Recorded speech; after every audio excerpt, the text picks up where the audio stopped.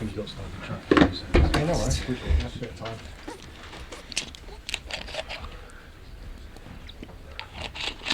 Okay, hi everyone. Hi everyone on Zoom. Similar to last week, we will do a bit of the broadcast section first, and then go into two embargoes. So I'll call those out in the on the call. So if we're all ready in the room, cameras ready in the room. We're all good to go. Lovely. We'll kick off with Dharmesh in the front here for Sky. Mikel, good to see them not on a screen. I'm almost tempted to just look over there. Don't get used to this. Can we just start off with team news for Sunday first of all? No many changes. Tomiyasu, we are still assessing him because we've been taking some time to try to protect him and get him in the best and safest possible way so he can help the team as quick as possible. And Emil looks like he's going to be available. And Alexander Lacazette, okay? Yes, I hope so. Okay. I'll come to the game and what's happening with Arsenal at the moment. I just must ask you about the big news of the week with what's happening at Chelsea. Now, given how unprecedented that situation is, just as a fellow manager, what have you made of how Thomas Tuchel has handled that situation and handled himself? Well, extremely difficult situation to manage, and I think he will try to manage it the best possible way with the integrity that Thomas always has shown, and just try not to get too involved, as he already mentioned. The bookies have got you as favourites to finish fourth. Are they right? And is third out of the question given what's happening at Chelsea just now? I don't know, but the only matter for me is how we train tomorrow and how we play on Sunday, and the rest. This is football and it's so unpredictable, and nobody knows what can happen. And our only focus is on performing and winning matches.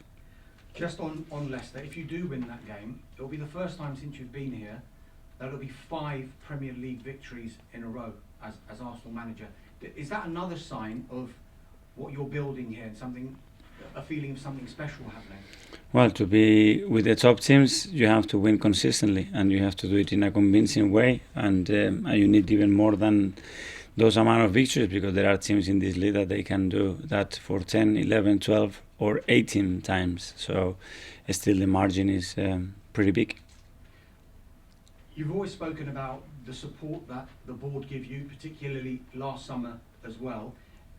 When you plan for next summer, are your targets influenced by whether you're going to be playing in the Champions League, and how important is qualifying for that competition when you do start planning for that summer process? There are two things. Obviously, the amount of games that you have to play, so the amount of players that you need in the squad, the players that you are losing or retaining in that squad, and then obviously the resources that are available, which playing European competitions changes the picture a lot. Last couple for me. We mentioned Alexander Lacazette. There's a well-publicised contract situation that he's got. The contract is up in the summer. What chance he'll be here next season? And are you talking to Alexander? Are you talking to his representatives?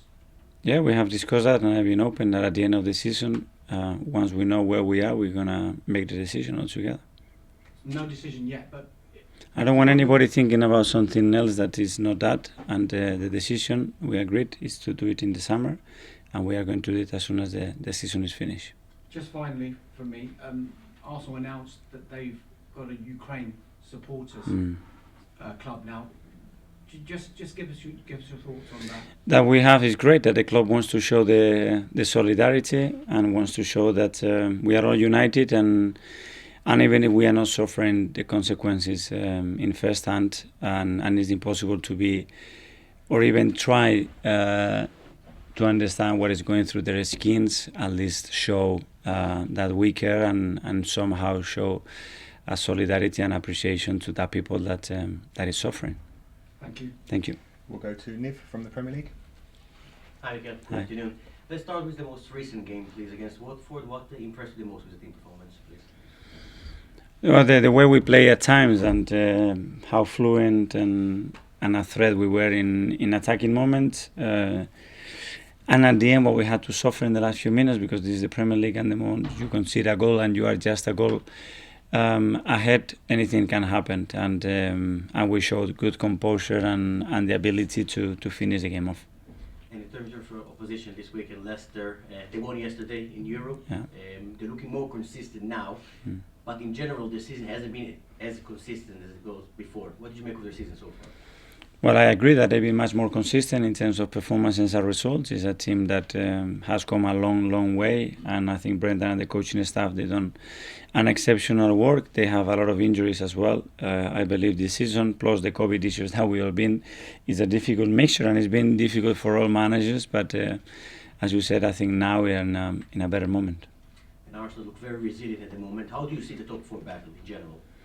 I don't see it because I want to focus on the game that we have ahead and how we prepare well, and the team is with the right mindset can transmit that, and we can play in front of a really exciting crowd on Sunday that is going to drive the team, is going to push it, and hopefully we can give in the performance and the result that they deserve. Thank you. Thanks, Nick. We'll go to George from the BBC.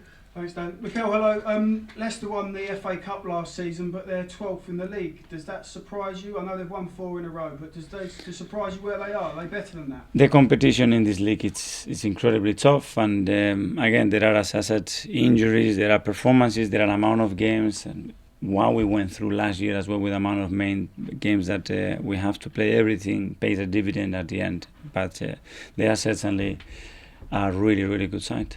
It's your first chance to win 5 Premier League matches in a row. Is that a sign of a very good Premier League team? It's hard to do. Yeah, it's another step of showing consistency in terms of results, but I think you can only get that when you get the right performances, and that's what we're going to keep improving. You mentioned Lacazette.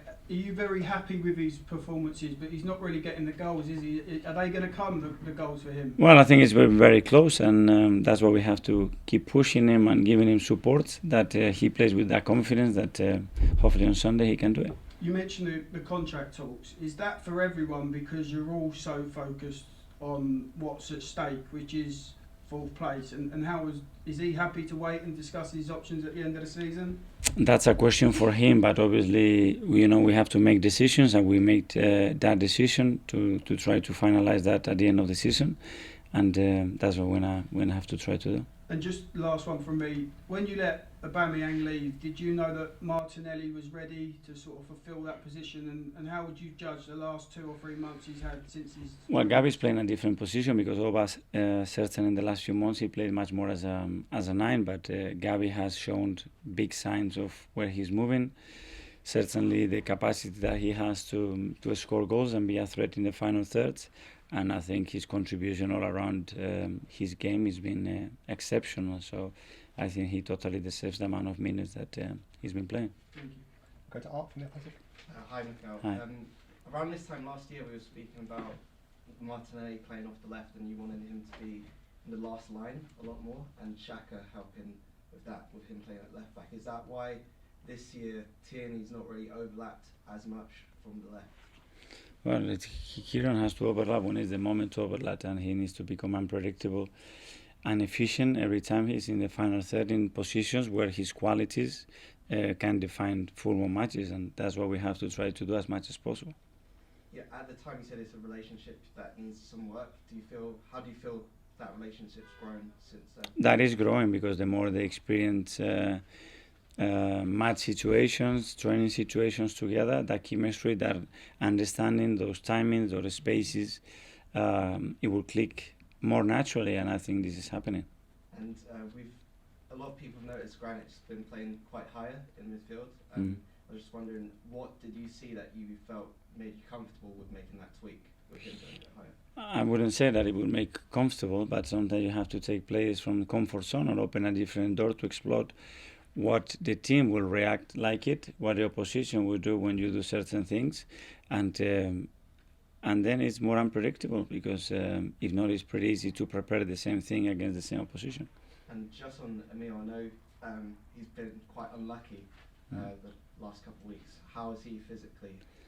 Well, he went through COVID. He's feeling good now. He's had a couple of training sessions, and hopefully he can get the rhythm, the consistency, and stay out of missing games because he's a really important player for us, and we need him. Thanks, Art. Okay, guys, that finishes the broadcast section, so farewell.